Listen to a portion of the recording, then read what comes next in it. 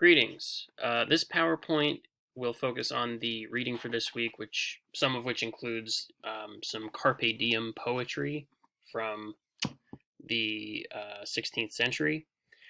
First, before we dive into the poems themselves, I just want to review a few terms with you guys. Metaphor, simile, personification, allusion, symbol, meter, which I want to talk a lot about in this PowerPoint.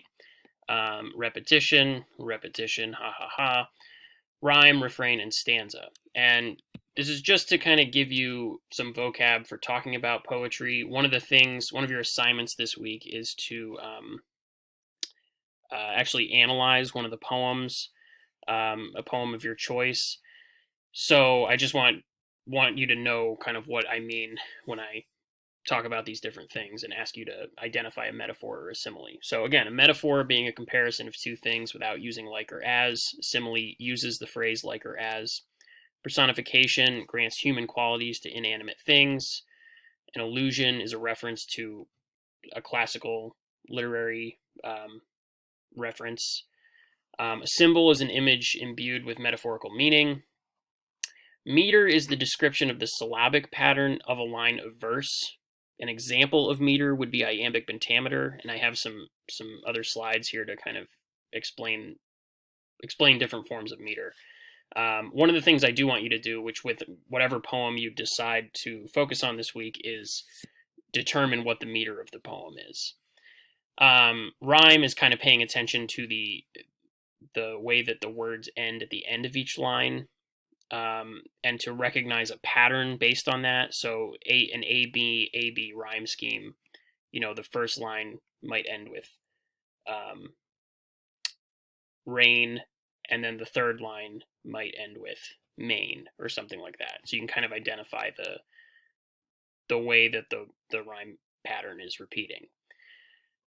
Refrain and stanza. I don't think the poems I posted for this week are really going to make use of these things, but they're good terms to know. Refrain is a repeated section of a poem. If you think about a song, like a lot of popular music has a refrain. It's the part of the song where the title usually comes from. And a stanza is the set of lines in a given poem which model the structure for the poem. So however often that kind of structure gets repeated, that's how you can usually identify a stanza. So meter here, there's basically four types of meter I want us to be concerned with for today. Meter suggests certain patterns that invite expectations that may or may not be satisfied. It's important to pay attention to meter sometimes because often poets can kind of make a statement by the way that they violate the rule, if that makes sense. And the rule is determined by what are called feet here. So one type of foot is an iamb, which means that it's an unstressed syllable followed by a stressed syllable. That's kind of what these U's and dashes represent. The U is unstressed and the dash is stressed. A trochee is kind of the opposite of that. It will start with a stressed and move on to an unstressed. Dactyls and anapests are feet that make use of 3 syllables. So a dactyl has a stressed syllable followed by 2 unstressed, and an anapest has 2 unstressed followed by a stressed. So to give you an example of what these look like, again, you can see the U here is the unstressed syllable and the dash is the stressed syllable. So Shakespeare is famous for writing in iambic pentameter. Almost all of his poetry and his plays are written in iambic pentameter. So looking at this line, shall I compare thee to a summer's day? Thou art more lovely and more temperate. Right, so you can tell here that it's iambic because it's repeating this foot of an unstressed followed by a stressed. And if you count how many syllables are in the line, you'll see there are 10 syllables. And because each foot, each iamb being unstressed and then stressed, is repeated 5 times in each line, right? 1, 2, 3, 4, 5. That's where we come up with pentameter. 5 pent meaning 5, right? So 5 feet being repeated, and it's iambic. Trochaic tetrameter, by comparison, looks like this. You can hear it a little bit, how it's not beginning with an unstressed in these lines. So this is from Longfellow's Song of Hiawatha. By the shores of Gitche Gumee, by the shining Big Sea water, stood the wigwam of Nokomis, daughter of the moon Nokomis. By the shores of Gitche Gumee. So the emphasis is always at the beginning of the foot, which is why it's trochaic, and because there are only 4 feet in each line here, that's why it's tetrameter, meaning 4, rather than pentameter or 5. Dactylic hexameter, referring to the fact that there are 6, hex meaning 6, 6 dactyls being repeated in this Browning poem, The Lost Leader. Just for a handful of silver he left us, just for a ribbon to stick in his coat. Do do do do do do do do do do do do do do do do do do do do. Right, you can kind of hear that pattern. And then anapestic tetrameter. You might recognize this poem, A Visit from St. Nicholas. 'Twas the night before Christmas, and all through the house not a creature was stirring, not even a mouse. So there's this kind of natural rhythm and flow to it. It takes some practice to be able to identify this, but I want you to try to whichever poem you decide to write about this week, I would like you to try to identify the meter. So I hope these slides here can be helpful. Again, if you're trying to figure out how many feet are in the line, I would encourage you to try to scan it like this, use and identify which is the unstressed syllable and which is the stressed syllable. Because once you can kind of get that pattern out, you can kind of see, it's more easy to identify, oh, there are 10 syllables here, so it's probably pentameter. Yeah. Carpe diem poetry, if you've never heard that term, carpe diem refers to, it means seize the day, essentially. Sir Philip Sidney, a contemporary of a lot of the poets we're reading this week, I didn't put any Sidney poems in here, but he himself was also the author of many Carpe Diem poems. He wrote this defense of poesy in 1580, where he says, "Poesy or poetry, therefore, is an art of imitation, for so Aristotle terms it in his word mimesis, that is to say, a representing, counterfeiting, or figuring forth, to speak metaphorically, a speaking picture with this end, to teach and to delight." So for Sidney, who's like one of the early theorists about poetry and drama, I guess we could even say, he thinks the whole point of poetry is to teach and delight. It's supposed to teach us something, and we're supposed to kind of enjoy it.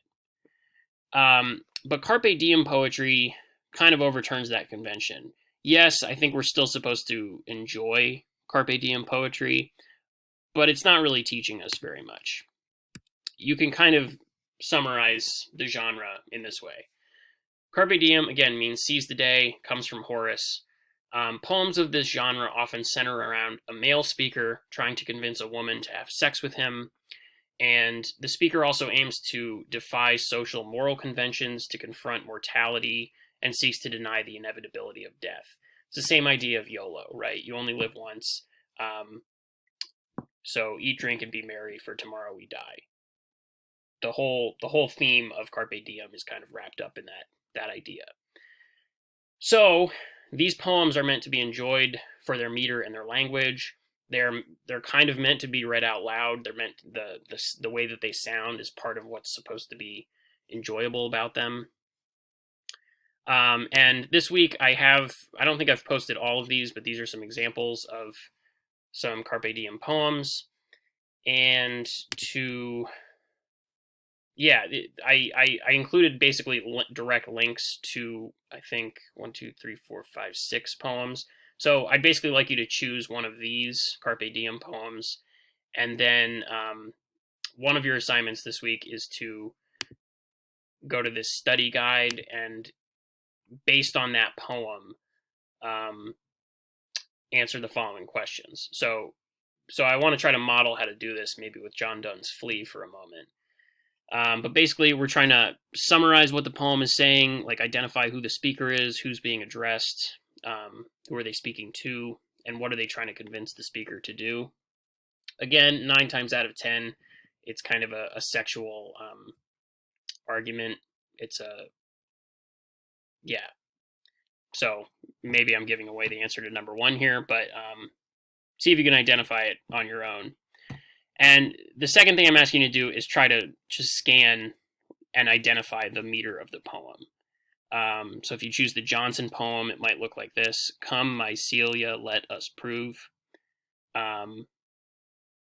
So based on that, these look like right anapaests. Or I'm sorry, trochees. Yeah, sorry, trochees.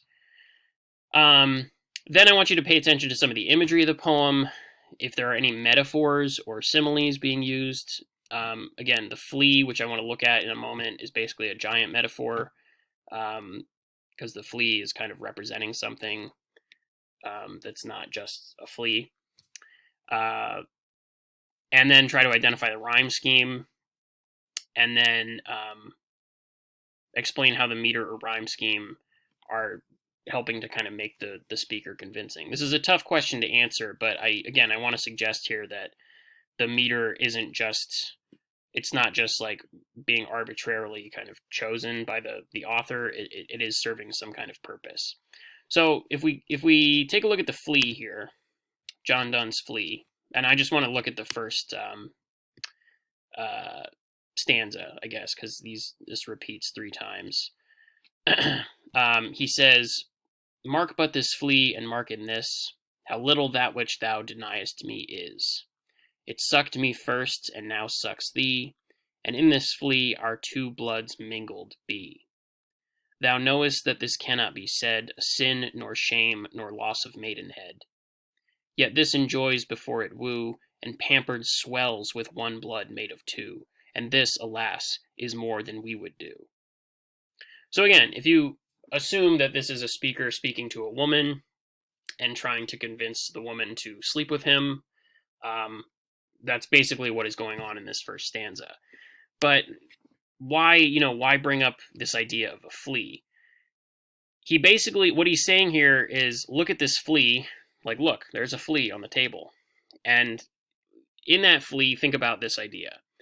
That what you're denying me by refusing to sleep with me, you're basically denying me something smaller than this flea. And then he points out that this flea has presumably bitten both the speaker and the woman. It sucked me first, it bit me first, and ingested my blood. Now it's biting you and ingesting your blood. And in this flea, so therefore both of our bloods have already kind of mixed in this little tiny creature, right? And God isn't thinking about a flea bite as something that's sinful. And so basically what he's saying is that because this flea has already bitten us and our bloods have already been mingled in this flea, we might as well have sex together, because it's sort of already happened.